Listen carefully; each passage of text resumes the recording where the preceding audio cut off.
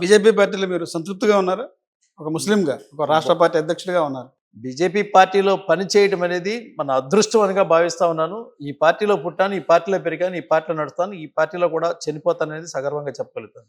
CAA, NRC వంటి విషయాల్లో ముస్లింలకు ఆందోళన పట్టించుకోకుండా బీజేపీ ఒక నిర్ణయం తీసుకుందని చెప్పి రాష్ట్ర వ్యాప్తంగా ఆందోళన జరిగింది. చాలా దీన్ని దూరం ఎలా స్పందిస్తారు ఇది? చాలా దూరమైనటువంటి పారదర్శకమైనటువంటి ఆలోచన జరిగింది. ఎన్ఆర్సీ, సీఏఏ చట్టాలు కాంగ్రెస్ పార్టీ ఉన్న సమయంలో కూడా అనేక మార్లు వాటిని రీఫార్మ్ చేయడం జరిగినాయి. అదే పునరాలోచన జరిగింది. ఆ చట్టాన్ని సరిదిద్దేటువంటి ప్రక్రియ భారతీయ జనతా పార్టీలో కూడా జరిగింది. ఈ చట్టాలు పూర్తిగా బయట నుంచి వచ్చేటువంటి హిందువులకి ఆశ్రమం కల్పించడం కోసం చేసినటువంటి చట్టాలని భారతదేశంలో ఉన్నటువంటి ముస్లింలను పారదోలడం కోసం చేసిన చట్టాలుగా ఒక అబద్ధ ప్రచారాన్ని చేసి భారతదేశంలో ఉన్నటువంటి ముస్లింలని తప్పుదారి పట్టించేటువంటి ప్రక్రియ ప్రతిపక్షాలు చేశాయి. చాలా కష్టపడి చేసినటువంటి ప్రతిపక్షాలకు ఒక్క మాట నేను మీ ద్వారా వారిని అడగలిగినటువంటి మాట ఏంటంటే, ఈ చట్టాల గురించి జరిగినటువంటి పెద్ద గందరగోళ స్థితి జరిగి 4 ఏళ్ళు అయింది. ఆ 4 ఏళ్లలో వాళ్ళు చేసినటువంటి ప్రచారం ఏం చెప్పారంటే, ఈ దేశంలోంచి ముస్లింలని బయటికి పంపించేస్తారు, ఈ దేశంలో ఉన్నటువంటి ముస్లింలు ఆయా ప్రాంతాల్లో ఉన్నటువంటి వాళ్ళు తీసుకెళ్లి బోనులో పెడతారని. నేను వాళ్ళని మీ ద్వారా అడుగుతా ఉన్నాను, ఇప్పటికి కూడా ఏ ఒక్క భారతీయ ముస్లింని ఏ దేశం నుంచైనా పంపించిన ఈ దేశం నుంచి పంపించి జరిగిందా అని చెప్పాను. ఈ ప్రశ్న అడిగితే దీనికి సమాధానం చెప్పడానికి మీ పక్కన ఏ ప్రతిపక్ష నాయకుడు కూడా నిలబడటానికి ధైర్యం చాలనేది నా నమ్మకం. అంటే దాదాపు ఆ సందర్భాల్లో చూస్తే ముస్లిం ఆస్తులకు సంబంధించి కూడా హిందువులు తీసుకురావడం జరుగుతుంది. ఇలా చేస్తే మా ఆస్తుల్లో వాళ్ళ పెత్తనం ఏంటి అనేది ఆ రోజు కొంత ప్రచారం అయితే జరిగింది. ఇదే హిందూ దేవాలయాల్లో ముస్లింస్ మెంబర్లుగా వేస్తారా, బోర్డు మెంబర్లుగా నియమిస్తారా అనేది అనే ప్రశ్నలు ఉత్పన్నమైనవి. బహుశా వక్ బోర్డు సంబంధించినటువంటి అంశంలో మీరు అడుగుతున్నటువంటి ప్రశ్న నేను భావిస్తా ఉన్నాను. తిరుమల తిరుపతి దేవస్థానంలో బోర్డు ఏదైతే ఉందో, ఖర్చు ఏదైతే ఉందో, లెక్క ఏదైతే ఉందో, నిత్యం జరుగుతూ ఉన్నటువంటి పరిస్థితి తిరుమల తిరుపతి దేవస్థానం లాంటి ఒక దేవస్థానం మనకి ఎందుకంటే భారతదేశానికి ఉన్నతమైనటువంటి మొట్టమొదటి ప్రథమ హిందువుల ఆరాధ్యమైనటువంటి బాలాజీ టెంపుల్ ఏదైతే ఉందో అది దానిలో జరిగేటువంటి ప్రక్రియ బడ్జెట్, లెక్క, వ్యవహారం అంతా కూడా క్లియర్గా ఉంటుంది. ఏ రోజు లెక్క ఆ రోజు బయటకు వస్తుంది. ఇప్పుడు మేమేమంటామంటే వక్ బోర్డు సంబంధించి ఈ దేశంలో 3వ అతిపెద్ద ఆర్థిక వ్యవస్థ, రైల్వేలని అదేవిధంగా రక్షణ రంగానికి సంబంధించి దాటి ఉన్నటువంటి ఆర్థిక వ్యవస్థ, అత్యధిక ఆస్తులు కలిగినటువంటి సంస్థ వక్ బోర్డు సంస్థ. దీనిలో ఏ డబ్బులు ఎక్కడ పోతున్నాయి, ఏ దాత ఎంత ఇచ్చారు, ఏ దాత ఇచ్చిన దాని మీద ఎంత ఇన్కమ్ వస్తుంది, ఏ ఇన్కమ్ని ఎవరు ఖర్చు పెట్టారనేటువంటి లెక్కలు అధికారంలో ఉన్నటువంటి ప్రభుత్వం అడగటం తప్పు అనేటువంటి భావన ఆ యొక్క సమాజంలో రుద్దడానికి ప్రయత్నం చేస్తున్నటువంటి ప్రతిపక్షాలు రేపు ఖచ్చితంగా చేసేటువంటి ప్రక్రియ ఏంటంటే, ఎంత ఆదాయం వస్తుంది, ఎవరు ఇచ్చారు, ఎక్కడి నుంచి ఏం జరుగుతుంది, అది విద్య కోసం ఇచ్చారా, పిల్లల చదువు కోసం ఇచ్చారా, లేకపోతే పెళ్ళిళ్ళ కోసం ఇచ్చారా, లేకపోతే ఆరోగ్యం కోసం ఇచ్చారా, లెక్కలు తీసి ఎవరి కోసం ఏ పెద్దలైతే దాన్ని దానం చేసి ఇచ్చారో వక్ఫ్కి దాన్ని ఆయా పేద ముస్లింలకు వినియోగించే ప్రక్రియ మాత్రమే కేంద్రంలో ఉన్నటువంటి ఎన్డీఏ ప్రభుత్వం చేపడుతుంది. ఖచ్చితంగా పారదర్శకంగా ఉన్నాం.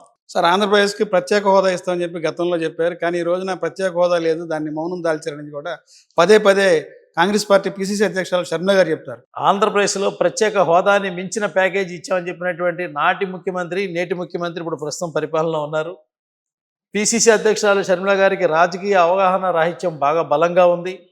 వారు పదే మాట్లాడుతున్నటువంటి అనేక అంశాలు ఉన్నాయి. మణిపూర్లో జరుగుతున్నటువంటి ఘర్షణ ఏదైతే ఉందో అది గిరిజనేతల మధ్యలో హైకోర్టు ఇచ్చినటువంటి తీర్పు మీద జరిగినటువంటి ఘర్షణ అనేది అందరికీ తెలుసు. అన్ని పేపర్ చదువుకునే నాలెడ్జ్ ఉన్న ప్రతి ఒక్కళ్ళే తెలుసు. కానీ షర్మిల గారికి తెలియదు. ఎందుకంటే వారికి కేంద్రం నుంచి ఎవరు రాసిచ్చి, రాజీవ్ గాంధీ, రాహుల్ గాంధీ వారు చదువుకుంది ఏది రాసిచ్చారో అది చెప్పడం తప్ప ఇంకో తెలిసినటువంటి పరిస్థితి లేదు. ఆంధ్రప్రదేశ్లో ప్రత్యేక హోదా మీద మీ దగ్గర సమగ్రమైనటువంటి లెక్క ఉంటే భారతీయ జనతా పార్టీ నుంచి మేము సవాల్ విసురుతున్నాం. దీని మీద చర్చా వేదిక మీరు సిద్ధం కండి. ఇప్పటికీ ఆంధ్రప్రదేశ్లో హోదాకి మించినటువంటి ప్యాకేజ్ ఇచ్చామనే దానికి మా దగ్గర బ్రహ్మాండమైనటువంటి సమాచారం ఉంది.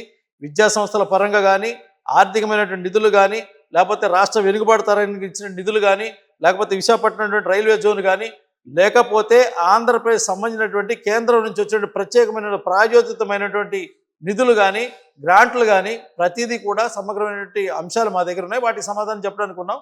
ఈ అభూత కల్పమైనటువంటి అబద్ధపు మాయ పదార్థమైనటువంటి ఆ హోదా అనేటువంటి మాటను ప్రజల మధ్య ఇసరడానికి ఇంత ముందు కాదు 2-3 ఎన్నికల్లో ప్రయత్నాలు చేశారు.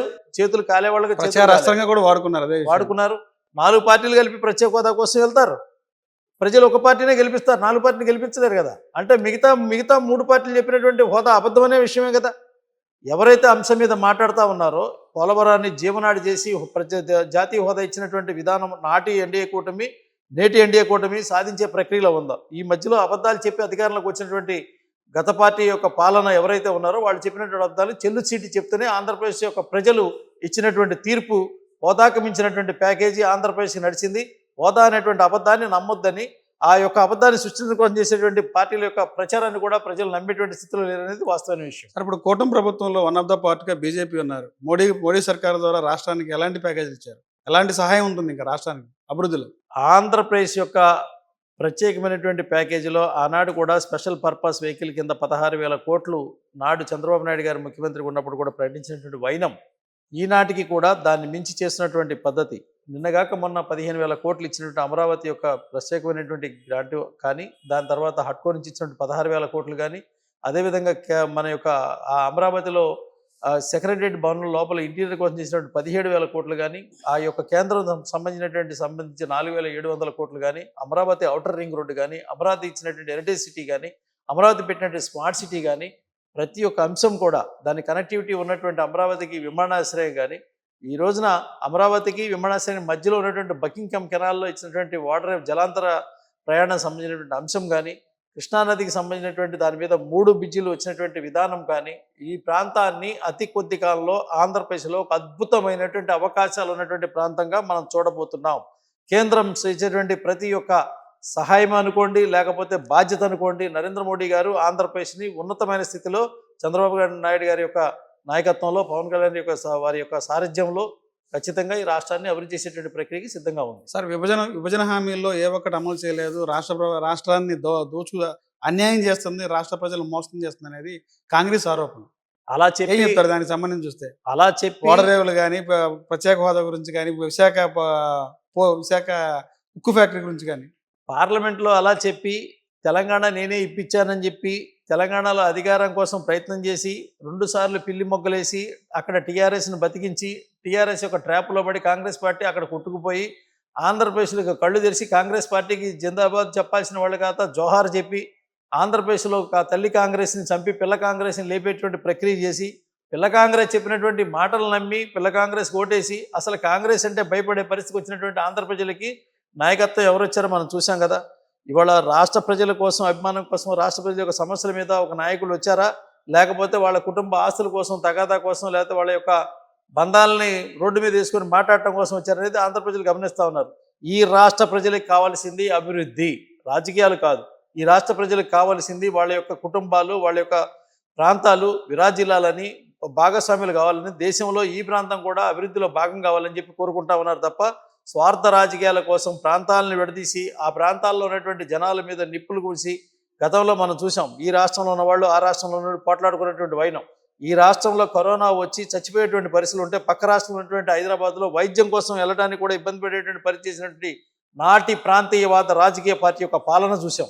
అదేవిధంగా రైతులు పండించినటువంటి పంటని అక్కడ తీసుకెళ్ళి అమ్ముకుంటానికి ప్రయత్నం చేస్తే సరిహద్దుల్లోనే తిప్పికొట్టినటువంటి నాటి భయంకరమైనటువంటి రాక్షస పాలన కూడా చూసాం.